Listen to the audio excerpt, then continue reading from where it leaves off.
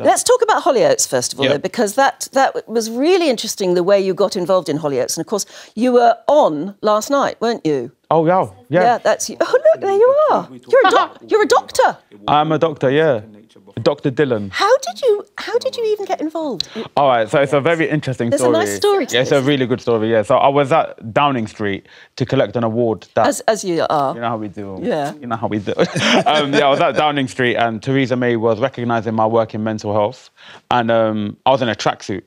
You're in a tracksuit? Yeah, keep it real. Right, cool. Keep it cool. You're not impressed. Yeah. You're not going to put on a suit for Downing Street, yeah, OK. But Yeah. So and there was loads of like young politicians in the room, and naturally me and this man called Brian somehow fluctuated together at one part of the room, and he was like, "Are you nervous?" I was like, "She's meeting me." and I was like, "That's how you have to view these things." This is Brian Kirkwood, isn't it? Kirkwood, who is the producer. Exactly, of Hollyoaks. Yeah. And you knew who he was? No, I didn't. Oh, you didn't? No, I didn't. Oh. I mean, I don't know. You don't know who producers are. I mean, you never know the producer's And if I be very honest, I grew up on Albert Square. Yeah.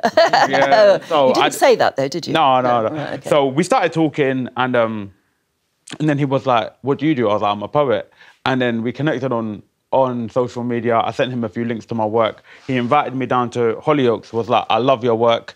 Here's some scripts. Yeah. Can you write?" Oh. So, he was actually asking you to write for Yeah, he was, and I was just like, "Can I be in it?" Of course, always push it one extra. You know why? degree. Because I never got. When I was younger, I auditioned for a High School Musical in Ilford Kenneth Moore Theatre, and I never got it. Oh. Yeah, that hurt me for a long time. Yeah, well, that hurt me for a long time. Still, I know you know that dance. You know, we're all in this together. It was a movement. I never got it. Well, anyway, let's have a little look. In a second, we'll just have to set it up, because the way you first got involved was through your poetry. You actually wrote a sort of poetic background to a scene. Yeah, 5.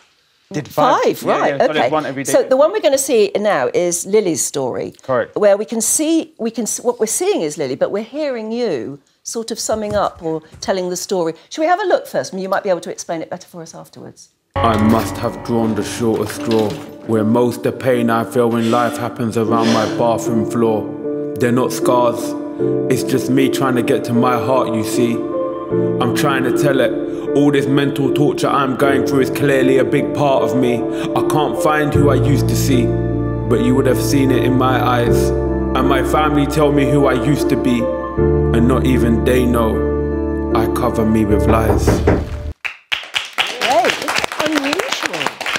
I mean, that is a really unusual thing to do in a soap, and it really works. Yeah. Because your words are sort of echoing what she's feeling, and you got really involved in the story. Yeah, proper. Like, I mean, there was so much of Lily that reflected my life. So when I first left the set the first time, I got the train back home from Liverpool to Euston, and I was crying.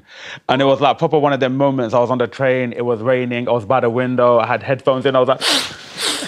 looking at the window, because the main thing that really resonated with me was that she lost her mum. Yeah. At that moment, I was like, I am involved. Because you had just recently lost exactly. your mum. So I was like, never in my life did I think, being a poet, writing poems in my bedroom, would I be writing for a television show? Never did I think it would happen.